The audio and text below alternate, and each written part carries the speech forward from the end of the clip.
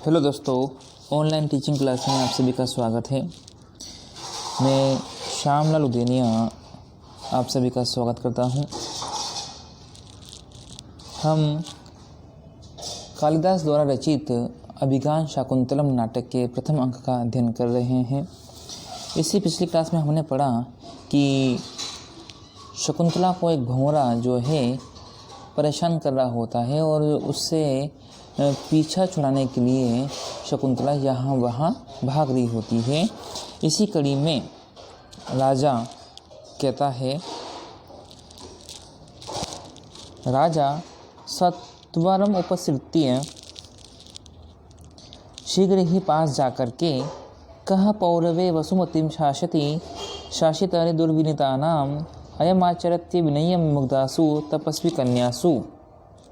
अर्थात दुष्टों के शासक पुरुवंश में उत्पन्न राजा दुष्यंत के होते हुए कौन ये भोली भाली तपस्वी कन्याओं के साथ अशिष्टता का व्यवहार कर रहा है। जब देखा राजा दुष्यंत ने देखा कि शकुंतला और उसकी सखियों को ये भंवरा परेशान कर रहा है, तभी राजा पास आकर के कहता है कि दुष्टों के शासक, दुष्टों को मारने वाले, उनका संहार करने वाले पुरुवंश में उत्पन्न राजा दुष्यंत के संपूर्ण पृथ्वी पर जो शासन कर रहे हैं, ऐसे राजा दुष्यंत के होते हुए कौन यह भोली भाली तपस्वी कन्याओं के साथ अशिष्टता का व्यवहार कर रहा है। तो सर्वा राजानम दृष्ट्वा किंचिदीव संभ्रांतः, सभी राजा को देखकर कुछ घबराहट सी जाती है। तभी अनुसूया कहती है, आर्य न खलो किमप्यत्याहितम इयं नो प्रिय सखी मधुकरेण अभिभूयमाना कातरीभूता। आर्य, कोई महान भय नहीं है। हम दोनों की ये प्रिय सखी अर्थात शकुंतला भंवरे के द्वारा पीड़ित होने से भयभीत हो गई थी। जब राजा दुष्यंत ने पूछा कि भाई कौन इस तपस्वी कन्याओं को परेशान कर रहा है, तभी अनुसूया बोलती है, नहीं, ये कोई विशेष भय की नहीं है, ये हम दोनों की प्रिय सखी शकुंतला है और भंवरे के द्वारा जो है यह पीड़ित हो रही है। इति शकुंतलाम दर्शयति, ऐसा कहकर शकुंतला को दिखाती है। राजा शकुंतलाम अभिमुखो भूत्वा अपि तपो वर्धते, शकुंतला की ओर मुख करके क्या आपका तप बढ़ रहा है? शकुंतला साध वचना तिष्ठति, शकुंतला भय के कारण चुपचाप खड़ी रहती है।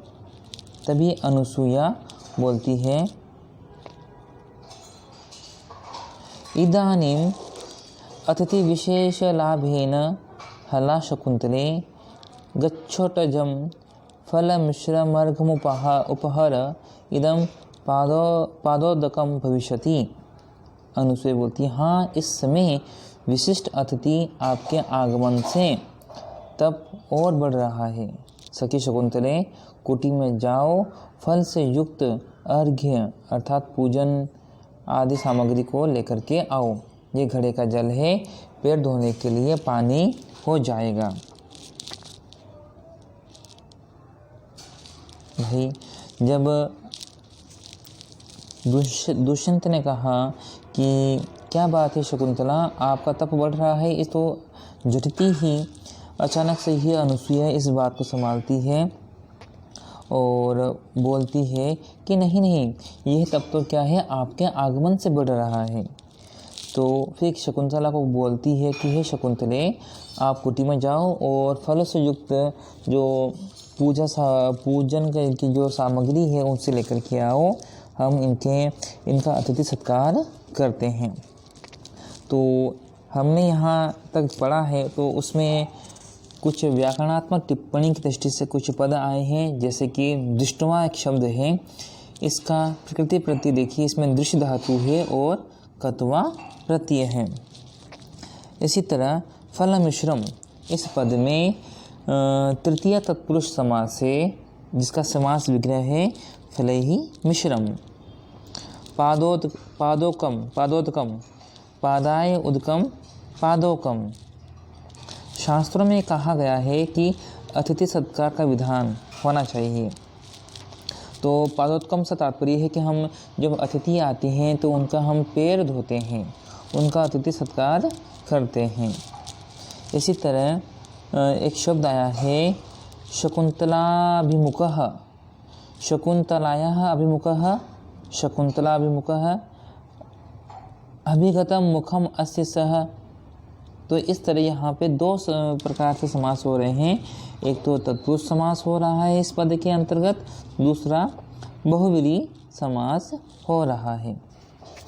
इसी तरह ये श्लोक आया था उसके अंतर्गत एक शब्द है शासति।